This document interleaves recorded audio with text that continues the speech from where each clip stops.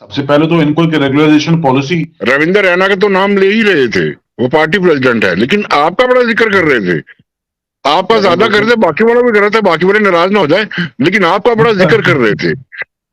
ये कौन सी गुट्टी पिलाई थी आपने? ईमानदाराना तरीके से आपने उनसे बिहेव किया था शायद।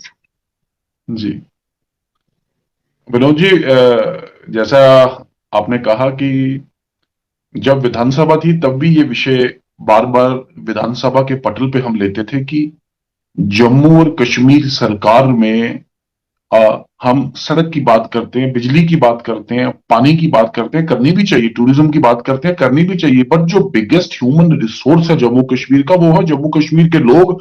और जिनमें सबसे जिसे कहते हैं सर्वोपरि, सबसे इंपॉर्टेंट, मोस्ट इंपॉर्टेंट जो है वो है जम्मू कश्मीर का युवा। और जम्मू कश्मीर के युवा को टैप करना, जम्मू कश्मीर के युवा की पोटेंशियल इस देश के निर्माण के लिए, इस समाज के निर्माण के लिए, उनके अपने परिवार के जिसे कहते हैं उन्नति के लिए, प्रगति के लिए, और खासकर उनके अपने पर्सनल जिसे कहते हैं पर्सनैलिटी एंड सेल्फ डेवलपमेंट के लिए इस्तेमाल हो। लेकिन जम्मू कश्मीर में ना कोई रेगुलराइजेशन पॉलिसी, ना कोई वेज पॉलिसी। सरकार मिनिमम वेजेस एक्ट बनाती है कि कोई अपने घर, अपनी फैक्ट्री, अपनी बिल्डिंग में कोई मजदूर, कोई भी दिहाड़ीदार आदमी अगर रखेगा, इस कानून की उल्लंघना करेगा तो उसको सरकार पनिशमेंट देगी। लेकिन सरकार खुद ही मिनिमम वेजेस एक्ट की जिसे कहते हैं सरेआम और चौक चौराहे पर जिसे कहते हैं डंके की चोट के साथ मिनिमम वेजेस एक्ट की उल्लंघना कर रही थी सरकार। इसी तरीके से 90 दिन का जो इंडस्ट्रियल वर्क बैन होता है, तो उसको अमटीन नंबर ऑफ जिसे कहते हैं 20, 30, 40 जिसे कहते हैं लेबर लॉज हैं जिनका उसको बेनिफिट है। Payment of gratuity act, payment of bonus act, maternity benefit act, equal remuneration act, industrial disputes act, payment of wages act. तो ऐसे मैं बोलूंगा तो बड़ा लंबा जिसे कहते हैं काउंट डाउन होगा, लेकिन 10-10, 15-15, 20-20 साल से कॉन्ट्रैक्ट पे जम्मू कश्मीर में लोग काम करें, उनका कुछ था नहीं। तो आखिरकार एक माहौल बना, एक समा बना, साथियों की तरफ से पॉजिटिव एनर्जी ने जिसे कहते हैं सपोर्ट किया, साथ किया, और सरकार अपने बजट बीच में लेके आएगी। 51,000 लोगों को हम कड़ीबद्ध तरीके से रेगुलराइज करेंगे, लेकिन किसी वजह से सरकार चल नहीं पाई। गवर्नर, एलजी प्रशासन में भी देख रहे थे पहले, लेकिन पहले परिसीमन की प्रक्रिया, 5 अगस्त 2019 की डेवलपमेंट, लेकिन आहिस्ता आहिस्ता जब माहौल आया तो हम लोगों ने टोन सेट की इसमें।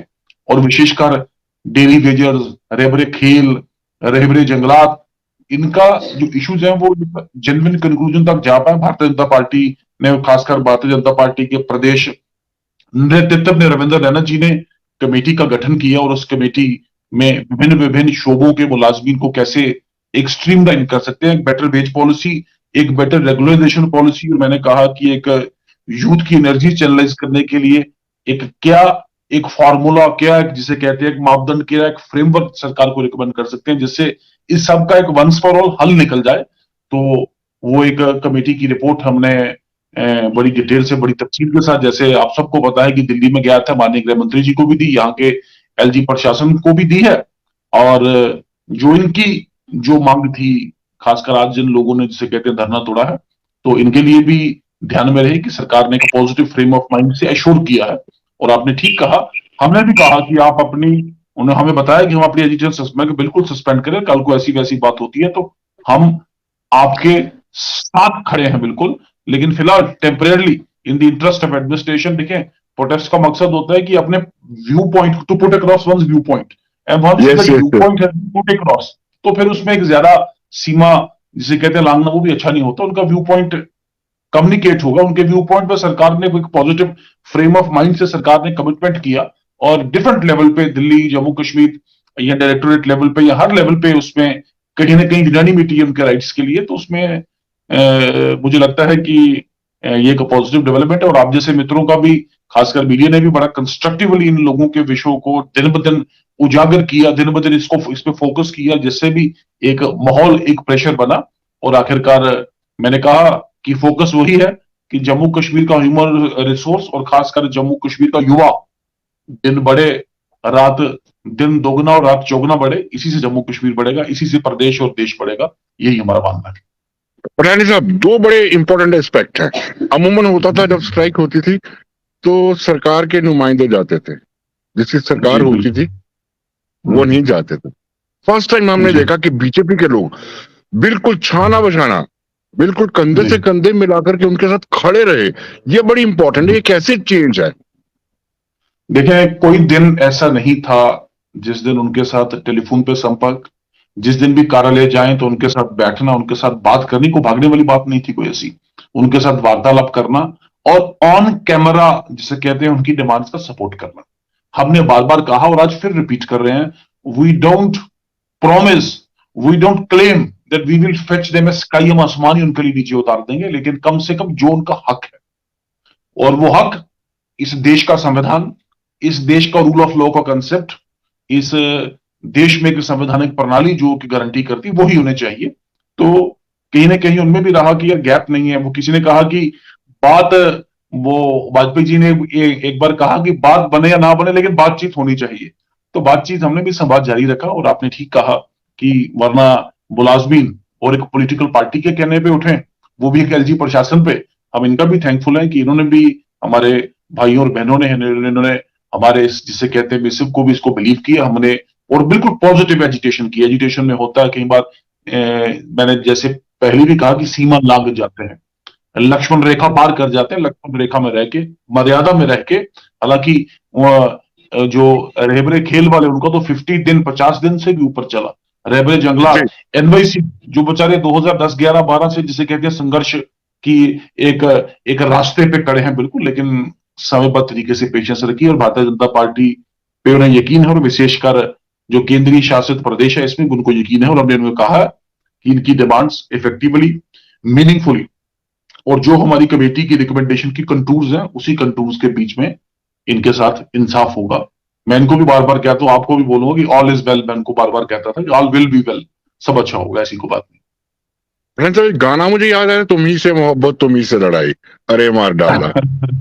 आप ही के खिलाफ करते बिल्कुल। भी थे, प्यार भी आपसे हाँ, करते हैं, विश्वास भी आपके बिल्कुल। साथ करते हैं। क्या बिल्कुल। आपने, पहले ही मैंने बोला, कौन सी गुट्टी पिलाई है आपने इनको? एक प्यार है, देखें, विश्वास आपने बना लिया। Vinod ji, truth is the biggest defence, हमारा मानना है। जब आप दिल क्या से बात अंदर से बात करें तो अगला भी उसे यकीन करता है।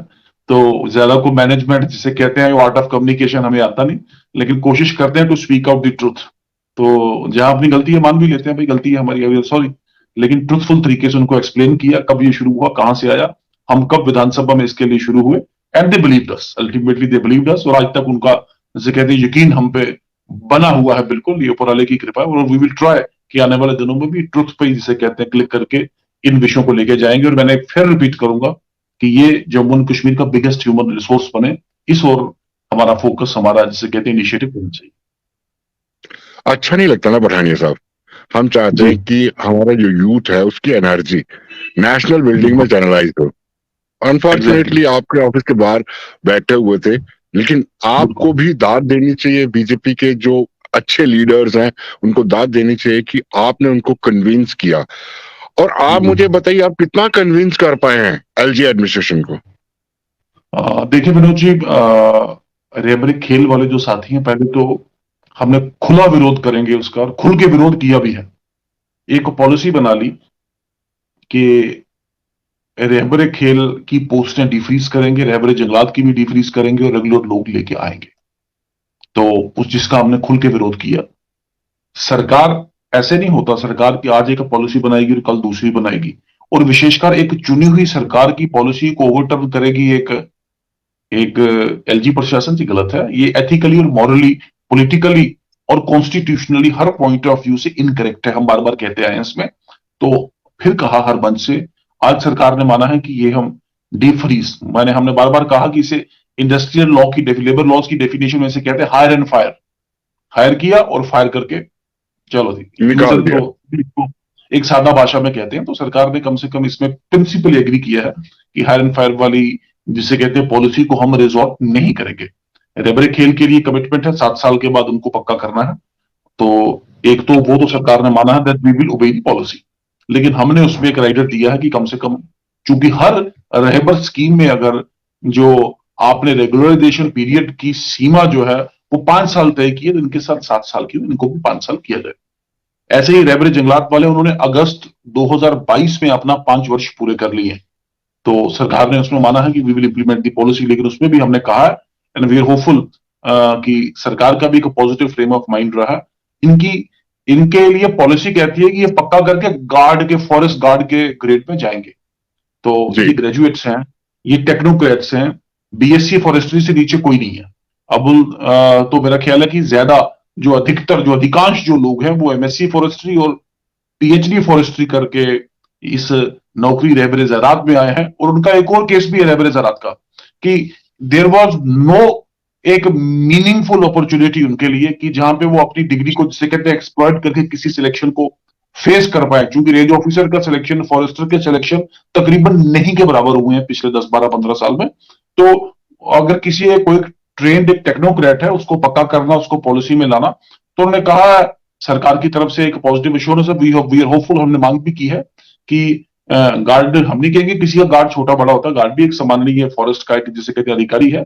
लेकिन गार्ड से एक स्टेप हायर इनको, या एक सेपरेट इनके लिए एक पे स्केल, या तो फॉरेस्टर के अगेंस्ट, या एक सेपरेट एक पोस्ट ही क्रिएट कर दें आप इनकी, तो थोड़ा सा हायर स्केल इनको बोले। It's a question of dignity, हमने कहा, बात पैसों की नहीं है, it's a question of dignity of the technocrats. और ये एक एसेट है जम्मू कश्मीर का, जिन्होंने 5-5 साल डिपार्टमेंट के साथ लग के अपना यूथ, अपनी एनर्जीज तो दी है, लेकिन उसके साथ साथ एक एक्सपर्टीज और एक एक्सपीरियंस भी गेन की है। इनकी एक्सपर्टीज, इनके एक्सपीरियंस का हम कैसे मीनिंगफुल तरीके से सरकार, और खास विशेषकर जिसे कहते हैं डिपार्टमेंट ऑफ फॉरेस्ट की बेहतरी बहबूदी के लिए इस्तेमाल कर सकते हैं, इस ओर देखने की बात की। एनवाईसीज हैं, एनवाईसीज को पहले निकाल दिया गया था, बाद में भारत सरकार के इंटरवेंशन के बाद इनको वापस रखा गया, लेकिन 2500 रुपए ले रहे हैं, विच इज इनह्यूमन, अमानवीय है। 2,500 रुपए के ऊपर पढ़े लिखे नौजवान जो एक सिलेक्शन फेस किया है, और पिछले 10 वर्ष से अधिक समय से जंतर मंतर धरना देते हैं, सेक्रेटरीट के बाद धरना देते हैं, और उनको 2500 रुपए सरकार देती, गलत है बिल्कुल। और हमने कहा कि इमीडिएटली, सबसे पहले तो इनको एक रेगुलराइजेशन पॉलिसी में लाए, लेकिन इमीडिएटली कम से कम इनका मानदेय, इनका ऑनरियम कम से कम बढ़ाया जाए। 8-9 हजार लोग हैं, नौजवान हैं, युवा हैं, ट्रेंड है, और कैपेसिटी बिल्ट भी है, कैपेसिटी भी बिल्ट हो गई है इन दिनों में उनकी, ये अलग अलग विभागों में काम करने के साथ साथ हर सरकार के ऑपरेशन में, चाहे वो स्पोर्ट्स है, चाहे वो एजुकेशन है, चाहे वो कोविड कंट्रोल है, या चाहे एडमिनिस्ट्रेटिव मैनेजमेंट है, या कहीं कंप्यूटर मैनेजमेंट है, तो हर शोबे में इन लोगों ने कंट्रीब्यूट किया। इनका कम से कम हमने बात की है कि इनका एकदम, इनका मानदेय कम से कम इंक्रीज किया जाए, और लॉन्ग टर्म में इनके लिए the same is the case with NHM also. NHM वाले जो मित्र हैं, डॉक्टर्स हैं, पैरामेडिक्स हैं, इसमें एक अच्छी बात, सिल्वर लाइनिंग ये है एनएचएम में कि कम से कम ये तनख्वाह अच्छा देते हैं। लेकिन फिर भी जी एक, मैंने कहा कि उसको जाना कहाँ है आखिरकार, कब तक इस ऑनरियम पे काम करेगा। काफी सारी स्टेट्स ने एनएचएम के मुलाजमीन को हेल्थ डिपार्टमेंट के काडर पे एब्जॉर्ब किया है, और जम्मू कश्मीर की सरकार ने भी इसके लिए एक कॉम्प्रिहेंसिव पॉलिसी बनाई है। और ये कॉम्प्रिहेंसिव पॉलिसी सेक्रेटेरिएट में एक टेबल, दूसरा टेबल, तीसरा टेबल, चौथा टेबल कहीं चल रही है। एनएचएम के लिए भी हमने मांग की है कि एनएचएम वाले हमारे साथी भी कम से कम इनको भी एक पक्का, और खासकर हेल्थ डिपार्टमेंट पे एब्जॉर्ब करने का एक एक कड़ीबद्ध तरीके से सरकार इस पे बात करे। और इन सबसे, जिसे कहते हैं इंपॉर्टेंट, जिनका नंबर इन सबसे ज्यादा है, वो डेली वेजेस हैं, जिन पे नेता, राजनेता लोगों ने सस्ती लोकप्रियता के लिए उनको लगा तो दिया, लेकिन बेचारों का कोई हेड नहीं है। 10 वर्ष, 20 वर्ष, 25 वर्ष से वाले भी लोग आपको मिलेंगे जो बेचारे अभी तक डेली वेज पे ही काम कर रहे हैं। सुप्रीम कोर्ट बार बार कहता है that right to regularisation is a fundamental right, ये एक मौलिक अधिकार है, और इस मौलिक अधिकार को अचीव करने में, क्लिक करने, तो इस मौलिक अधिकार को क्लिक करने में, लाने में, इस मौलिक आधार को अचीव करने में, जैसे सुप्रीम कोर्ट ने कहा कि ये राइट टू रेगुलराइजेशन 20 साल 25 साल से, तो ये सबसे बड़ा शोभा। इसके लिए सरकार ने अभी कमिट नहीं किया, लेकिन वी आर होपफुल, और हमने अपनी कमेटी में भी एक पॉजिटिव फ्रेम ऑफ माइंड से इनके लिए भी रिकमेंडेशन दिया है। मिनिमम, बेयर मिनिमम, जब जब से इन लोगों ने 7 साल किए हैं, उस पीरियड से कम इनको पक्का करने की प्रक्रिया जो है सरकार जल्द से जल्द शुरू करे। इसी के साथ जैसे कुछ विभागों में कॉन्ट्रेक्चुअल टीचर्स हैं, उनकी भी बात की गई है। कुछ विभागों में जिसे कहते हैं, और भी जिसे कहते हैं कैटेगरीज के लोग, जिनका मैं नाम, चाहे वो मनरेगा वाले हमारे जिसे कहते हैं साथी हैं, ग्राम रोजगार सेवक, सॉरी, उसमें टीएज हैं, टेक्निकल असिस्टेंट्स हैं, मनरेगा का बाकी सपोर्ट स्टाफ है, जिनकी वजह से मनरेगा हर एक विभाग में चलता है, या और भी जिसे कहते हैं जो लोग हैं, जैसे वीडीजीज हैं, इन सब के विषय की वीडीजी वाला विषय तो तकरीबन क्लिक हो गया, जैसा आपने कहा। तो इन सब यस, विषयों पे एक पॉजिटिव फ्रेम ऑफ माइंड के लिए हमने सरकार को एक सेट ऑफ रिकमेंडेशन दी है, और कल को ये भी है कि कल को अगर चुनी हुई सरकार भी आती है तो हमारी रिकमेंडेशन हमारे लिए, जिसे कहते हैं एक एक लीडिंग लाइट, एक हमारे लिए एक मार्गदर्शक बनके, और उसी फ्रेम ऑफ माइंड में जिसमें हमने बड़ा डिटेल डिस्कशन के साथ वो जो रिकमेंडेशंस बनाई हैं, हम कोशिश करेंगे। ये प्रक्रिया शुरू हुई है, जैसे मैंने कहा आपको कि कुछ some things we have achieved, some we need to achieve in future time, and some we will and we shall achieve. And target यही है, जैसे मैंने कहा, कि युवाओं की एनर्जी, युवाओं को पोटेंशियल देश, समाज, परिवार और खासकर सेल्फ डेवलपमेंट में इस्तेमाल हो, जिससे भारत बढ़े।